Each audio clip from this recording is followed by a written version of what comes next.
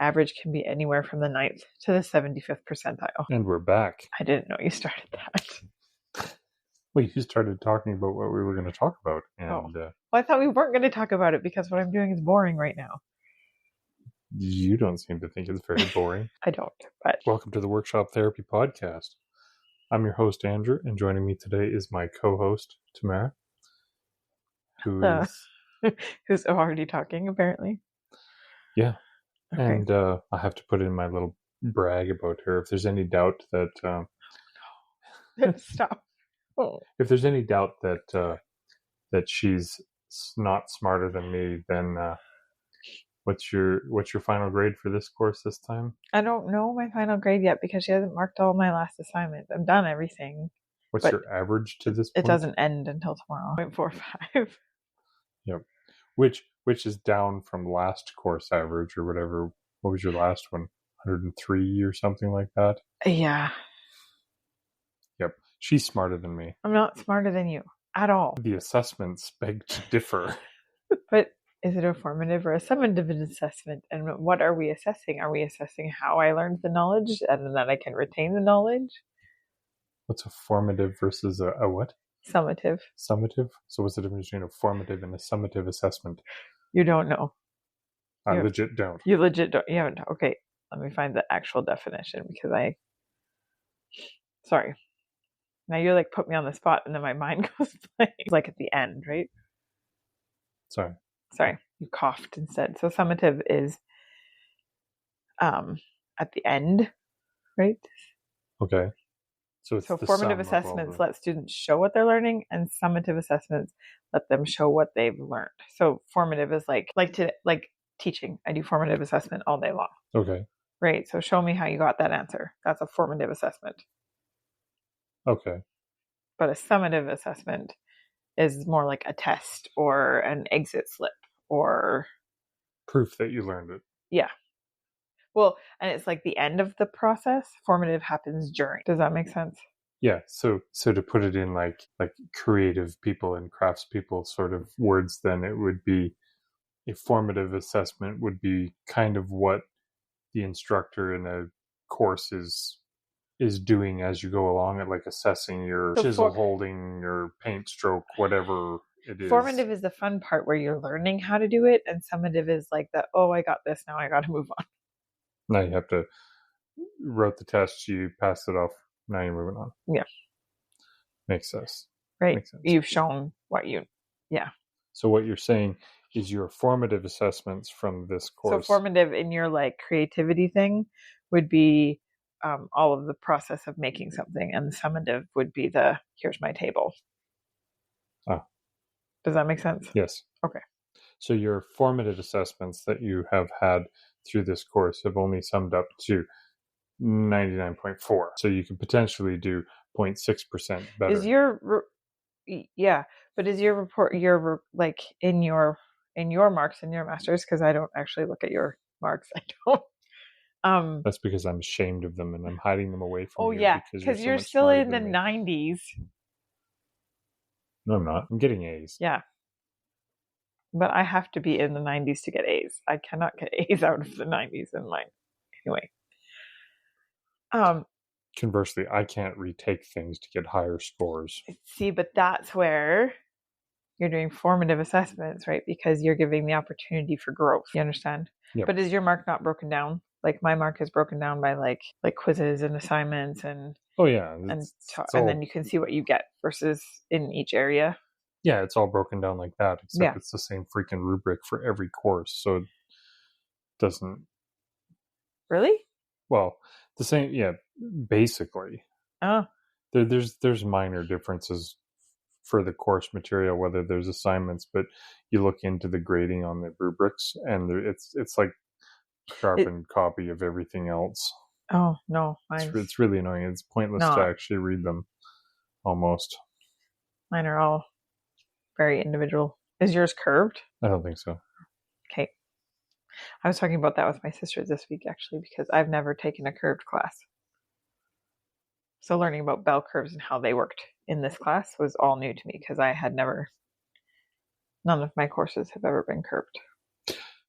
That's how I got an A in Calculus 1. Yeah. Or was Calculus 2 or Calculus 1? It was Calculus 1. That's how I got an A in it. Yeah. I got an A in it when I finished the course with a 28%. Mm-hmm. And I got an A. So then how many of the people got less than 28% in the course? And conversely, while I was taking my degree, I got a C because I got an 80. Yeah. Without curve. No curve. Yeah, well, for me, that says the professor was terrible anyway in my course. But I'm sure everybody's really fascinated with this. This is, yeah, okay, continue. Move on. Let's move forward. What did you want to talk about?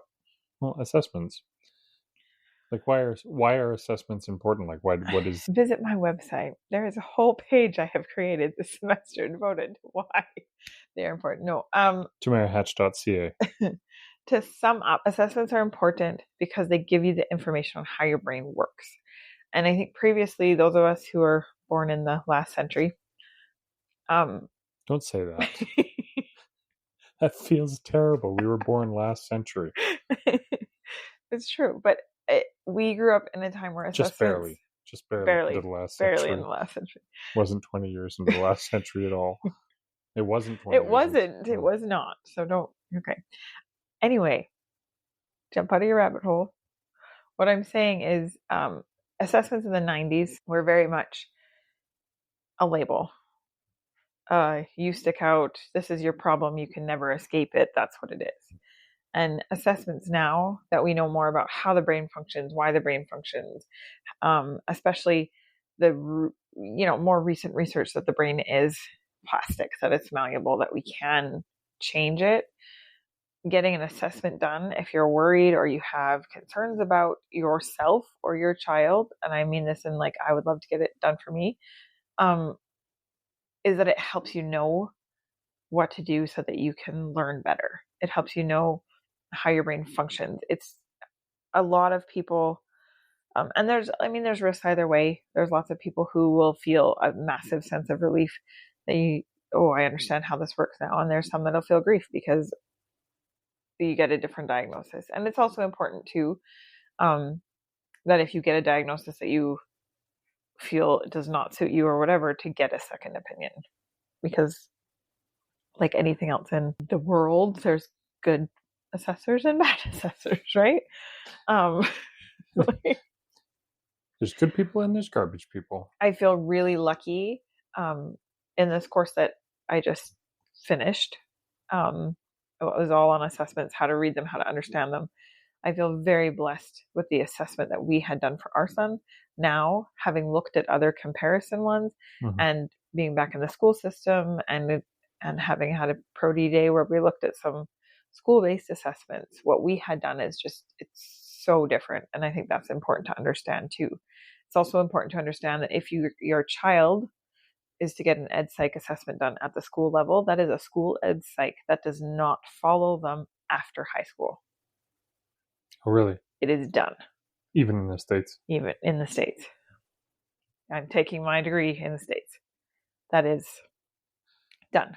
So like our son, and this is a discussion that I've had with my principal as I'm making an IEP for him, or IPP or ISP, however, individual education plan, individual program plan, individual alphabet soup whatever of basically whichever plan I'm teaching making him specific things for him. Individual student plan. There's all kinds of different. Anyway, so it's really important to do that because he has an outside assessment and a full assessment, and it is a private assessment. That assessment can go with him through. It doesn't end at school. When he hits grade 12 and graduates, that can go through with him. And I didn't understand this either. It is then, and not as much in Canada, but in the States, it's legally required of employers to uphold those things in his plan, to offer him those things, right? So if he uses speech to text, or he requires a visual schedule or calendar alerts, those things are then required by his employer to do as well. Does that make sense? Yeah. So sounds like an annoyance for the employer, though, speaking of somebody who's had employees. Yeah. But at the same time, I think as somebody who's also worked with lots of other people, if you understood how somebody worked better, it'd be so helpful. Well, and that's right? it, right? Like, And if you're going into this and you understand this report, and it's something that I've been thinking about because I read over the report with Owen when it, or some however we're doing it, with our child when it first came out, and we read it through. But now having taken this and then one of my weeks was spent dissecting it and understanding how it works. I want to go over it with both you and him again, because my understanding is completely different. And then having my professor's perspective on it was also super helpful. But anyway, so long and short of it, don't look at it as a label. Yes, labels come out of it. It's also, and ours said this, you should get it redone because you change. yeah, because, your brain is plastic. Yeah, because things happen, because experiences can change what's going on. It's important for it to be a working document. Yeah. I just realized something as I'm talking to you here now. You know, we're both master's level students here.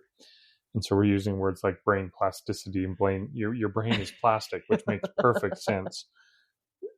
I'm a visual thinker though, so every time this like plastic brain from elementary school pops up into my head. Well, anyway. What brain plasticity though, that's the ability of your brain to change and to like it wasn't that long ago. It was in it would have been like mid 90s. It was still pretty firm in the scientific community that the brain didn't change. Like you got to a certain point, once you're done growing, your brain was just fixed and that was it. But then one of the first things that started to change that was something called mirror neurons. You know what mirror neurons are? So mirror neurons are they're neurons in your brain that change. Well, they fire when you observe somebody else do an action. But then that's where they started looking at those, and then they started to realize that those were changing. And then it's been a while since I've been thinking about it, but there's almost a steady stream of new neurons just being developed in that area of your cortex. And so then they started looking into that, and then all of a sudden we discovered that the brain is plastic, and that's where you get these people who lose vision or hearing or whatever, one of their senses, and other senses become amplified, is because your brain is changing and taking part of those other things. And so as you change throughout your life, a disability or a atypical neural pattern that you had when you were a kid may not exist anymore.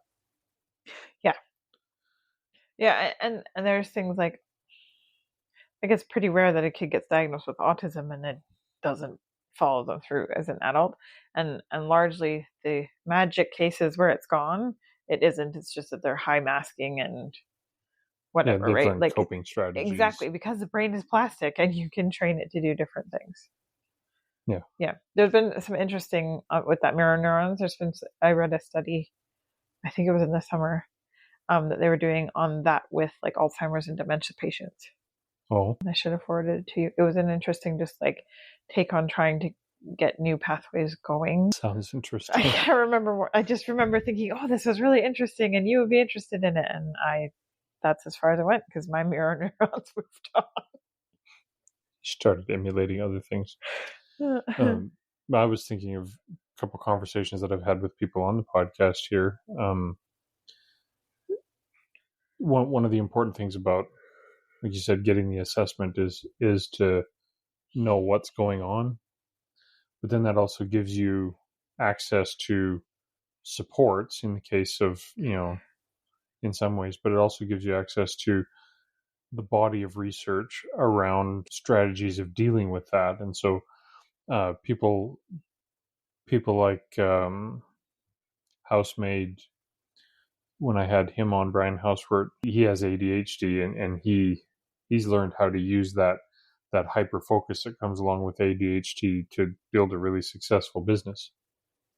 You're giving me the finger. I know, but then you kept talking, and now my finger doesn't remember what I was talking about. Just moved on. No, that's very true, and that was actually part in this last week's lectures was talking about finding those areas of interest for ADHD or autism, all of those kind of neurodivergent people. If you can find what interests you and harness that, it can be fabulous, and you can roll with it, and you can become really successful. And I think that that's also the switch from when you got a diagnosis in the 90s and it was like a death sentence of you're going to live in your parents' basement and play video games for the rest of your life, versus now where it's like, okay, we need to figure out how to work with this. And it has to be because the numbers are so much higher, right? Mm-hmm. And I think it's very much not that we didn't have these before, but there was more jobs and more skills and more things for people to do. And as that has changed in the 80s and 90s, that really changed, and then really changed again. There isn't those niche things the same way. And that's something we had to test ourselves and like give ourselves autism assessments. And as you go through that and you think, how would this have changed things for me as a kid if I had known things or had this information? But you can't go back because it wouldn't have been what nobody had this information then. It can't be. Mm-hmm. And that's a hard thing to understand and think about. But I think it's also important to understand, and this is my mind jumping back and forth between things because I remember what my finger was up for. When or if you get an assessment or have an assessment done for somebody that you love or you're involved in, what I would wish we had done differently is I wish we had gotten the assessment, she'd given it to us, and we had time to read it over and have questions before sitting down with her, or had another follow-up session afterwards. Because I think she explained things and I know I didn't understand it at that point. Well, at all. Right? It was tons to take in. It was 36 pages. Well, and speaking as a clinician, speaking as somebody who has a lot of experience telling people what's wrong with them and giving them advice and how to fix it and blah, blah, blah. People only remember the first thing you said and the last thing you said. Yeah, really. Well, and all that in between stuff is just gobbledygook as far as it goes. And so, yeah, you're right. In this case, it would have been good to go back and talk to her again and go over it a few times and really get that let that stuff sink in. Yeah, and ask the questions, and I think I was a little cocky having sat in on IEP meetings and stuff for years and read reports.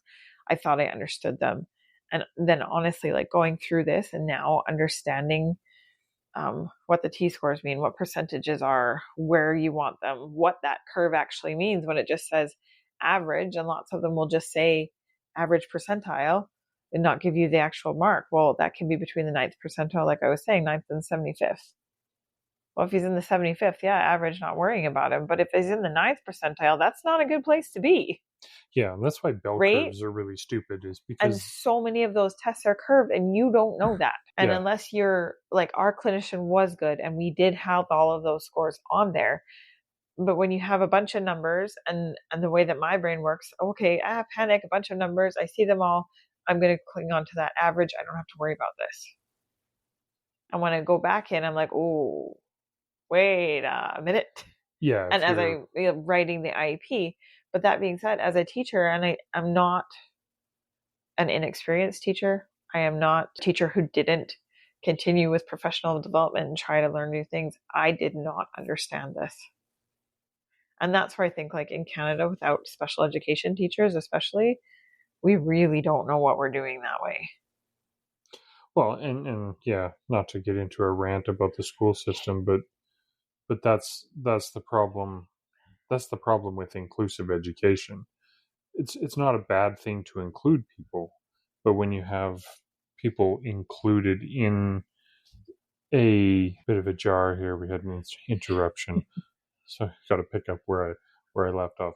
Problem with inclusive education: inclusivity is a good thing, like having everybody interact and having everybody be equal. morally equal is a good thing. But when you try, when inclusive education ends up being everybody gets fed the same thing, It's then really hard on the person who's allergic to it. yeah, exactly. Yeah, no, I agree.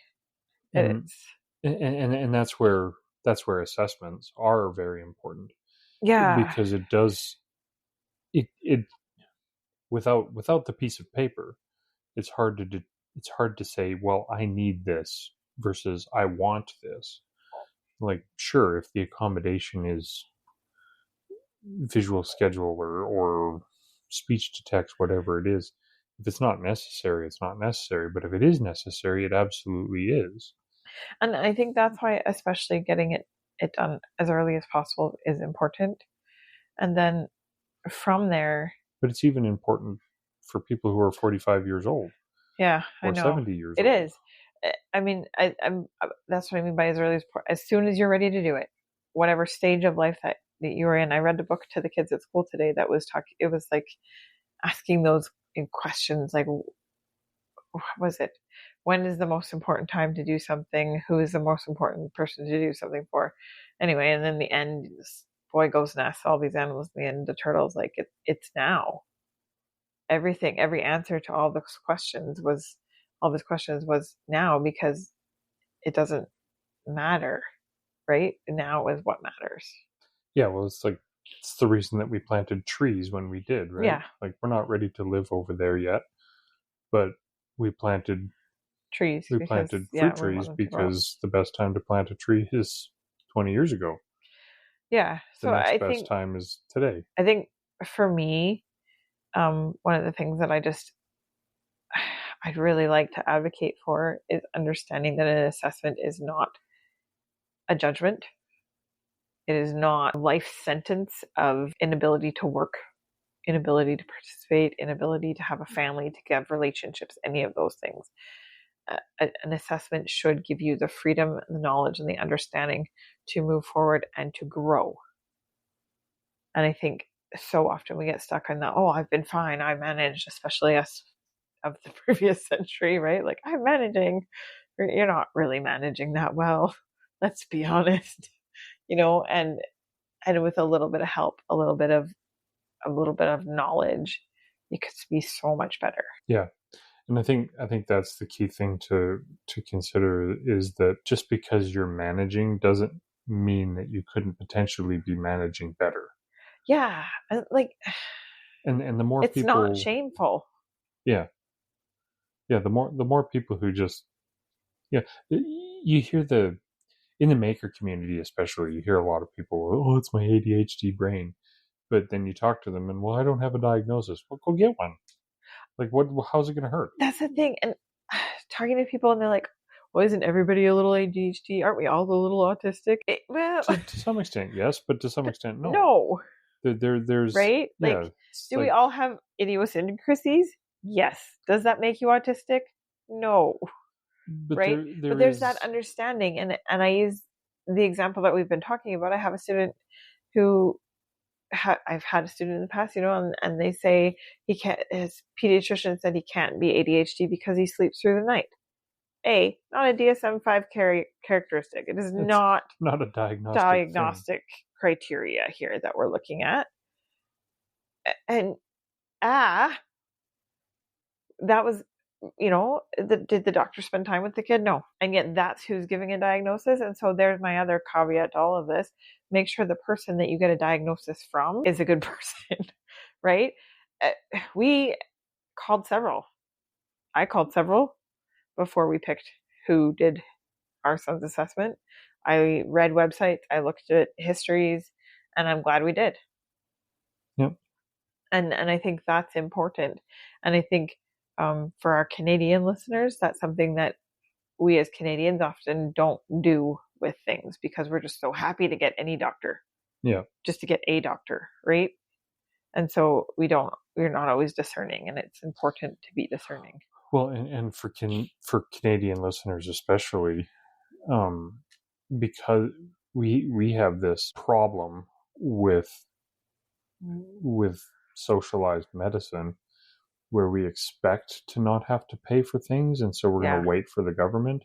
And how many situations are you aware of where the kid or the person suffers simply because they're waiting for the school or they're waiting for the government program, when there is private options to just go pay for it and get it done? And in those cases, quite often the private option is superior anyway. And you're not even aware that it exists. Yeah, and that's the other side of it too. As Canadians, we have this blind spot. We waited for years for a school assessment because I that's all I knew. That's what the doctors recommended. That's what teachers recommended. That's what I knew as a teacher. I didn't even know there was this private one we could have gone and gotten done years ago and been in a whole different place. Yep. Right. And I think as you educate yourself on those things, that's when it becomes different. That's when change happens. Yep. Right. So be willing to look into it and to see, and just, an assessment is for knowledge and growth. And to wrap it all up and to bring it back to the workshop therapy aspect of this conversation, I think probably the vast majority of people who are in a creative hobby or career, they're doing it because they want to get better at something or they want to learn something. You gave me the finger again, so I won't ramble so you remember what it is. I was just, my thought that I was going to wrap up with there is, it's also really important because the studies show undiagnosed individuals, as you age, that's when your comorbidities get worse and compound. Depression, anxiety, drug and alcoholism, poor relationships, all of those things are going to get worse without help. Yeah. And not even mental health aspects. It's like just physical health, mortality rate, the whole 9 yards. And so in that case, like, getting a diagnosis of whatever you suspect that you may have is not just a piece of paper and it's not just a label. There's something about that has a protective effect, and you can obviously choose to ignore it and go on about your business, or you can learn from it and grow from it. And that's what I was starting to talk about, is the majority of people who are in the workshop for a creative purpose and are not just sitting watching TV to entertain themselves, is because they want to grow and they want to get better and they want to learn new things. And so why shouldn't we apply that to our mental health and our mental well-being as much as anything else, right? Like, I mean, if you don't have any concerns, then don't stress about it. But if you are on the fence, I don't think I've ever talked to anybody who regretted getting their diagnosis or getting. No, I think that's, I'm focusing on kids and on obviously on the neurodivergent spectrum and stuff, but it's also important to get yourself assessed if you think you could have depression, if you think you're struggling with anxiety, with mental health concerns, if you have physical health concerns. All of these assessments should be there for our knowledge, for our growth. Yeah, and our benefit. And I know I certainly did not view them as that. Yeah, you always fall into the trap of, I'm being tested and I hope I pass. Which ties back to that, like, formative, summative, right? We don't do as much in summative as we used to because we're doing more formative. And so that ties into, like, if you get assessment, you're working on that formative piece that's going to make your summative much better. And with that, how do they close it on Top Gear all the time? Or on the... With that bombshell or something? With that bombshell. I can't remember. It's been too many years. Yeah. And on that bombshell, thanks for listening. In this, the auspicious year marking the foundation of the Workshop Therapy podcast, we gather in humble reverence and gratitude to bestow honor and recognition upon the noble founding father patrons whose unwavering support and beneficence have sown the seeds of this grand endeavor. Their names henceforth shall be etched into the annals of our humble enterprise, shining as beacons to all who tread the path of craftsmanship and creativity. To the Right Honourable Matthew of Artigiano Serio, whose hands, like those of a master sculptor, breathe life into wood and metal, and whose vision soars beyond the bounds of mere utility, we express our deepest and most heartfelt gratitude. To the esteemed Brad of Brad's Customs, a craftsman of unwavering dedication and incomparable skill, who fashions marvels that stir the soul, our thanks are boundless and sincere. To the virtuous Keith of Blackthorn Concepts, a veritable fount of ingenuity and invention, whose creations exemplify the union of form and function, we offer our sincerest appreciation and praise. To the ingenious Eric of Overall Makerworks, whose labors are guided by the hand of inspiration and whose works stand as a testament to the boundless spirit of creation, we bow our heads in grateful acknowledgment. To the venerable Brandon of Tectonic Creations, whose artistry is as deep as the earth itself, and whose commitment has laid a firm foundation for beauty and substance, we tender our profoundest thanks. And finally, to the incomparable, the Grant Alexander, whose contributions are as vast and unbounded as the frontiers of ingenuity itself, we remain forever indebted to his magnanimous patronage.